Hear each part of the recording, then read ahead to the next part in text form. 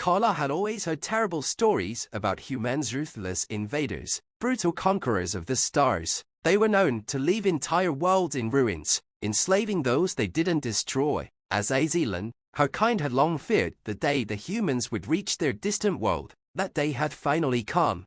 Captured during a raid, she was shackled in a cold, dimly lit cell aboard a human warship. The walls hummed with the low, steady thrum of the ship's engines, vibrating beneath her skin like an ominous heartbeat. She had seen the aftermath of their attacks. Her people were scattered, and many had been taken as prisoners. And now she waited, heart-pounding, for her own fate.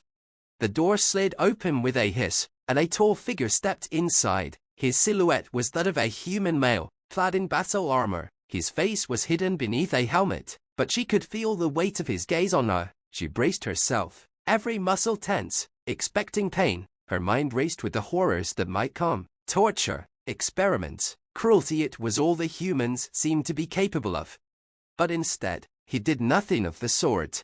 The man removed his helmet, revealing striking blue eyes and a face etched with fatigue, but not malice. He set the helmet aside and spoke in a language she had learned through her captors. "Are you hurt?" His voice was surprisingly soft, almost concerned. Kala blinked, confused by his question. Why would he care if she was hurt? He was her enemy. Her heart raced faster, expecting a cruel trick, some new form of psychological torment. But when she didn't answer, he sighed and knelt beside her, looking over the cuffs that bound her wrists to the wall. "You must be terrified," he said quietly. "I know what you think of us, but I'm not here to hurt you." Disbelief welled up in her chest. She had been taught that humans were incapable of mercy. Her instincts screamed that this was some kind of ruse, a twisted game to break her spirit before the real torture began. But the man's eyes showed none of the cruelty she had expected. They were calm, almost gentle. "I'm Captain Aaron Rivers," he introduced himself. "I'm not like the others." She couldn't find words, her throat dry. Was this a trick? Was he trying to manipulate her? Before she could muster a response, he pressed a button on his wrist device. The shackles clicked open, releasing her wrists. Her body sagged with relief, but her mind remained on high alert. Why was he doing this? I don't understand," Kala stammered, rubbing her sore wrists. "Why release me?" Aaron sat her day back, giving her space. "Because the war isn't what you think it is. Not for all of us. We're not all here to conquer. Some of us want peace."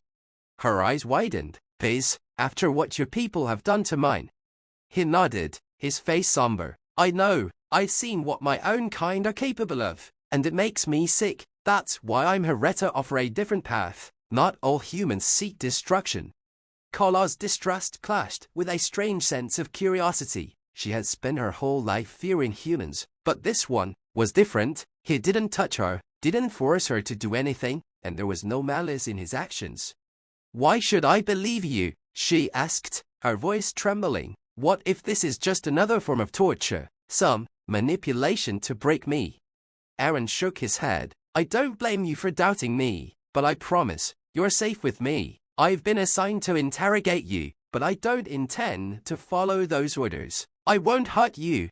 She studied him, her instincts warring with her reason. He was different, but how could she trust him after all that had happened? "You were captured for information," he continued, his tone steady. "But I don't need it. I'm here to give you a chance of freedom, or at least something close to it. I can't change what's already happened, but I can keep you from suffering." Kala remained silent, the weight of his words settling over her. Could it be true? Could there really be humans who didn't want war? Aaron stood, extending a hand toward her. "If you want, I can take you somewhere safe, somewhere far from the fighting. It won't be perfect, but it will be better than this." Her heart pounded as she stared at his outstretched hand. She had expected brutality, a gun, everything she had been taught about humans, but instead, here was this man, offering her something she never thought she'd receive: mercy. For the first time since her capture, Kala allowed herself a glimmer of hope. Hesitantly, she reached out, her fingers brushing his. The contact sent a jolt through her, not of fear, but something else entirely, an unexpected warmth. As he helped her to her feet, Kala realized that this moment, this human, had shattered everything she thought she knew. The universe was far more complex than she had imagined. Maybe, just maybe, there was a chance for something other than pain in the hands of a human. And for the first time, she felt something she hadn't felt in a long time: trust. As Kala stood on her unsteady feet, Aaron guided her with care, his touch lingering just long enough to provide support without making her feel trapped. The corridor outside her cell was cold and metallic, the low hum of the ship's engines, a constant reminder that she was still far from safety. Her mind raced as they walked. Could she really trust him? Was this some elaborate game, only to end in deeper torment? Every instinct told her to be wary, but something about Aaron made her hesitate. He moved with purpose, yet there was no rush, no urgency to drag her somewhere terrible. Instead, it felt like he was leading her toward something unknown but not dangerous. They reached a small room, dimly lit and far from the bustling heart of the warship. Aaron closed the door behind them, sealing them both away from the world outside. He motioned for her to sit on a simple metal bench, then leaned against the wall, arms crossed, studying her. Kala's eyes darted around, seeking any clues about her new environment. It wasn't a prison, but it wasn't quite a sanctuary either. "You're still afraid," Aaron said quietly. His voice was calm, but there was a depth to it, something she couldn't quite place. She met his gaze, her own voice faltering. "Of course, I'm afraid. I've been told my whole life that your kind would." She hesitated, unsure how much to say. "Torture you, kill you, make you suffer," he finished for her, his face softening with understanding. "I don't blame you for thinking that. Too many humans have given you a reason to." "Then why are you different?" Kala asked, leaning forward slightly, her curiosity finally overtaking her fear. "What makes you want peace when the others want destruction?" Aaron let out a slow breath, his eyes drifting toward the floor as if searching for the right words. "Because I've seen the destruction firsthand, and I've seen how pointless it is. This war, it's not about survival anymore. It's about power, control, but it doesn't have to be that way." Kala frowned, trying to grasp his reasoning. "You're a soldier. Aren't you supposed to follow orders?" "I was," Aaron replied, his voice hardening slightly, "until I realized the orders I was following were wrong. So I stopped, and now I do what I can to help people like you." She studied him carefully, searching for any sign of deception, but all she saw was a man burdened by the weight of a war he didn't believe in. There was no malice, no hunger for power in his eyes, only tired resolve. "I'm offering you a way out," Aaron continued, his voice softening again, "but it's a dangerous path. If anyone finds out what I'm doing, it won't end well for either of us." Kala's heart skipped a beat. "Why risk that? You don't even know me." "I don't have to," he said simply. "I know what's right." The sincerity in his voice was unnerving. For so long, she had believed humans were incapable of compassion, but here was one, willing to risk everything to give her a chance at freedom. She didn't understand why, but something deep within her wanted to believe him. "What's the plan?" she asked, her voice firmer now, though still laced with uncertainty. Aaron's expression softened into something almost like a smile. "There's a small outpost, not far from here. It's a neutral zone. I can get you there. You'll be safe, and from there, you can decide what to do next." A neutral zone. Kala's mind reeled. Why would humans allow such a place? "It's not controlled by humans," Aaron explained. "It's run by a group of traders and exiles from various species. Neither side of the war dares to disrupt it because they rely on it too much for supplies." Kala's mind raced with possibilities. Could such a place really exist? Could she really escape this nightmare and find some semblance of safety? It seemed too good to be true, but after everything she'd endured, what choice did she have? "I don't know if I can trust you," she admitted, her voice barely a whisper. "You don't have to," Aaron said gently, "but trust me or not, I'll get you out of here. What you do after that is up to you." His words hung in the air, and for a moment, the silence between them felt heavy with the weight of her decision. Trust was a luxury she couldn't afford, but she was also running out of options. If she stayed, torture or death awaited her. If she followed him, there was a chance, however slim, that she could survive. With a deep breath, she made her decision. "I'll go with you," Kala said, her voice stronger now. "But if this is some kind of trick..." "It's not," Aaron cut in, his tone firm. "You'll see." He moved quickly, gathering a small pack of supplies from a hidden compartment in the room. Kala watched him work, her heart still pounding in her chest, but now for a different reason. It wasn't fear of him anymore, but fear of what lay ahead. Once he was ready, Eren turned to her with a determined expression. "We have to move now. Stick close to me, and no one will suspect a thing." She nodded, steeling herself for whatever came next. As they left the room and navigated the dimly lit corridors of the ship, Kala's mind raced. She had braced herself for the worst, but what she was experiencing now, this strange partnership with a human who claimed to want peace, was something she hadn't anticipated. And as the cold metal of the ship's floor echoed beneath their steps, she couldn't shake the feeling their life had taken a turn she could never have imagined. But for the first time in a long time, she felt something more than fear. She felt hope. The corridors of the warship were eerily quiet as Kala followed Eren. Each step they took heightened her tension, the silence amplifying the pounding of her heart. Her thoughts raced, constantly questioning if this was really happening. Could she truly trust a human, especially one promising freedom in the midst of a war? Eren moved with practiced precision, his demeanor calm and composed. His body language reassured her that they weren't in immediate danger yet. As they weaved through the ship, Kala couldn't help but notice how empty it felt. There were no soldiers patrolling, no officers barking orders, just the distant hum of machinery and the soft clang of their footsteps.